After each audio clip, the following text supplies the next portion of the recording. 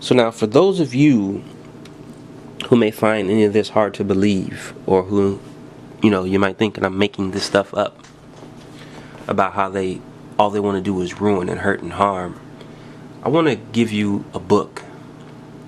The name of the book is called Confessions of a Sociopath, A Life Spent Hiding in Plain Sight by M.E. Thomas.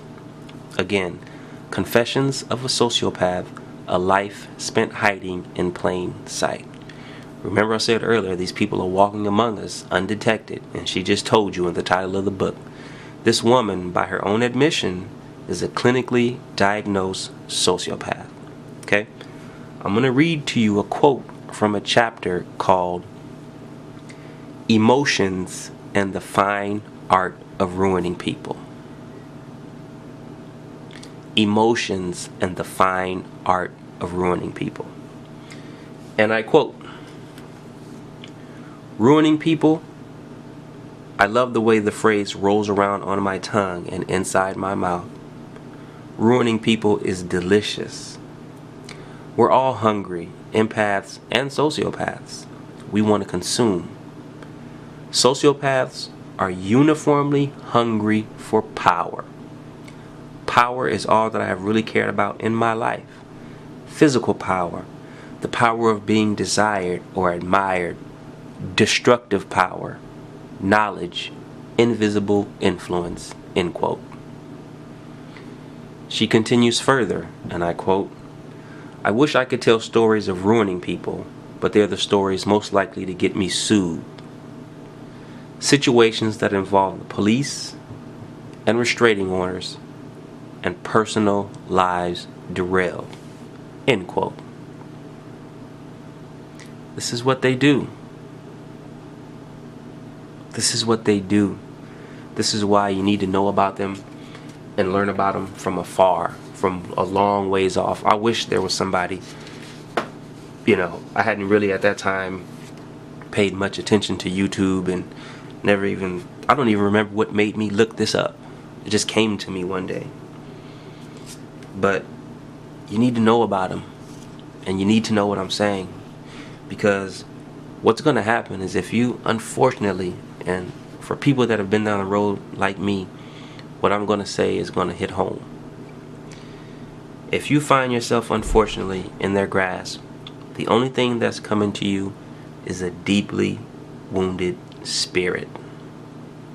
And I mean deeply wounded. It's a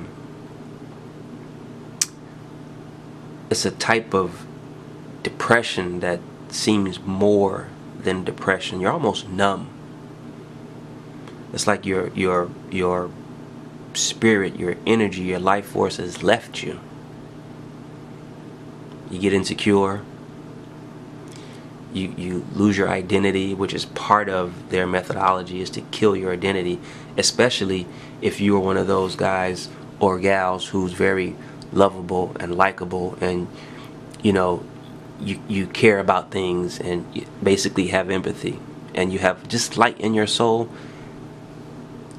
Once they know you're that person, they are trying to crush you into the bowels of the earth. And even after the anger part that you go through, once you realize you've been played, and the sadness and all those things, I think the biggest thing to recover from is your wounded spirit.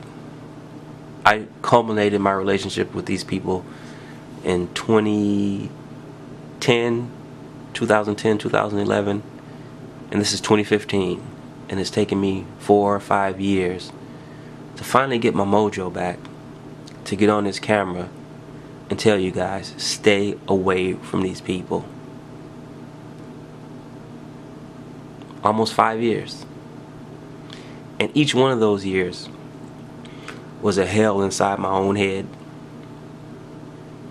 It's like being, in an insane asylum in your own head, in your own body, in your own skin.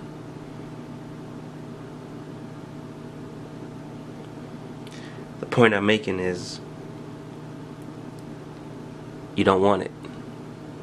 Learn these traits. Learn them. Do your own research. Start digging.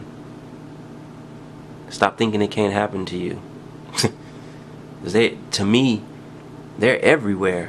I know the psychologists and psychiatrists will tell you that they're only, 4 or 5% of the population. But I tend to disagree with that. Not only do I believe those two fit that description, but the guy who made my life a living hell at work for doing nothing wrong, he shares those same qualities. And of course there's, workplace, psychopaths. Of course, those are your mid-managers and everybody, and yeah, those people. So I think that number is wrong. I think, it's much higher than that, but, how are we ever going to say because they're so hard to detect? But what you don't want is a wounded spirit. Now, what I'm going to do is give you a glass half full scenario, and like my brother used to say, he used to say, same thing make you laugh, make you cry. The same thing that makes these people deadly is the same things that we can use to spot them.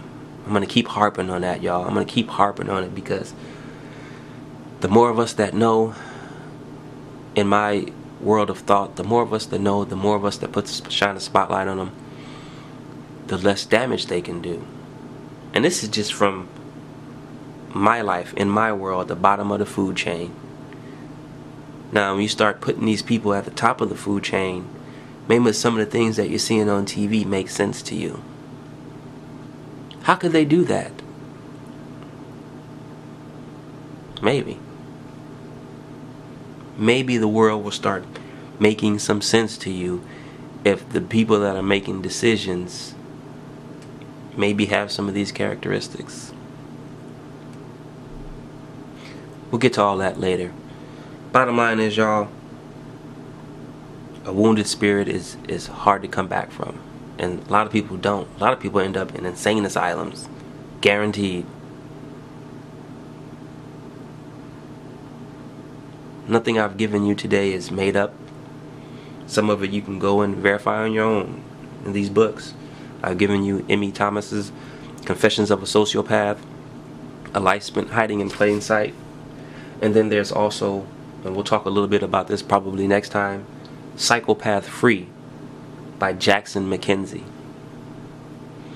These are all things that you can take about 15-20 minutes, go down to Barnes & Noble, get you a nice latte or whatever your drink of choice is, and read the book. Matter of fact, you don't even have to read the whole book. Just read the section I just gave you on emotions and the fine art of ruining people.